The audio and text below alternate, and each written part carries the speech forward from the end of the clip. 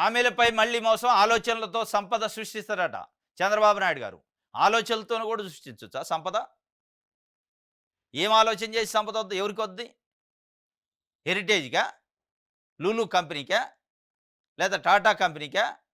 టీసీఎస్‌కా? ఇది నిన్న 80,00,00,000 కోట్లు నేను తెస్తా అన్నావు కదా! దానికా? ఆలోచనలతోని సంపద సృష్టిస్తాడట. అంటే ఆలోచనలు చేసి ఊహలల్లో జనాలను విహరింపజేస్తారా మీరు? ఏంది ఆలోచనలు చేసేది? అలా వచ్చిన ఆదాయంతో సంక్షేమం కార్యక్రమాలు అమలు చేస్తాం.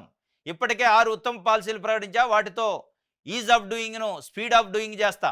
శాసనసభలో బడ్జెట్‌పై సీఎం చంద్రబాబు ప్రసంగం. అన్ని వర్గాల వారులో మా ప్రభుత్వంపై ఆకాంక్షలు ఎక్కువగా ఉన్నాయి. అయితే హామీల అమలుకు అప్పులు తేవాలంటే ఎఫ్ఆర్‌బిఎం షరతులున్నాయి. అమ్మడానికి ఆస్తులు కూడా లేవు అని సీఎం చంద్రబాబు నాయుడు అన్నారు. ఇది ఆలోచనలతోని సంపద సృష్టిస్తాడట. ఇప్పటికేనట 6 ఉత్తమ పాలసీలు ప్రకటించాడట. దాంతోని బాగా డబ్బులు వస్తున్నాయట. దాంట్లో మందు ఒకటి. 6 ఉత్తమ పాలసీలలో మందు పాలసీ ఏది లిక్కర్ పాలసీ కూడా ఒకటి. ఆ లిక్కర్ పాలసీ ఫలితమే ఆర్టీసీ బస్సులకు అడ్డంగా పడుకుంటున్నారు తాగినోళ్ళు. ప్రాథమిక పాఠశాలకి, గవర్నమెంట్ పాఠశాలకి గేట్లకు అడ్డంగా పడుకుంటున్నారు తాగి. పిల్లలొచ్చి భయభ్రాంతులకు గురయ్యే పరిస్థితి. అగో మీ ఉత్తమ పాలసీల ఫలితంలో ఒక ఉత్తమ పాలసీ పరిస్థితి అది. ఇసుక పాలసీ. వాళ్ళు ధర నిర్ణయిస్తున్నారట అక్కడ కూర్చొని. ఇవాళ పేపర్లలో వచ్చినాయి.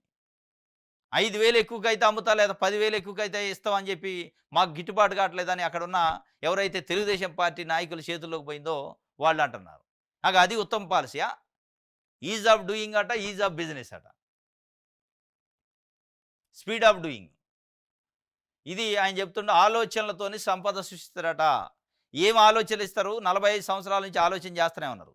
ఎవడికొచ్చింది సంపద మీ ఆలోచన వల్ల? ఇప్పుడు మళ్ళీ మీ ఆలోచనల వల్ల ఒకవేళ మీ బినామీలకి, మీ చుట్టూ ఉన్న వ్యక్తులకు సంబంధించిన కంపెనీలకి సంపద సృష్టి జరిగిద్దేమో కానీ ప్రజలకు జరిగే పరిస్థితి లేదు. ప్రజలకు జరిగే పరిస్థితి ఉంటే మీరు తీసుకొచ్చిన మీరు ఏదైతే ఉత్తమ పాలసీలు 6 అంటున్నారు కదా, 6లో లిక్కర్ పాలసీ ఫెయిల్ అయింది, ఇసుక పాలసీ ఫెయిల్ అయింది. ఈ 2 ఫెయిల్యూర్. అంటే ఇది ప్రజలకు ప్రత్యక్షంగా సంబంధం ఉన్నాయి. తాగి రోడ్ల మీద పడుకుంటున్నారు మీ పాలసీ వల్ల.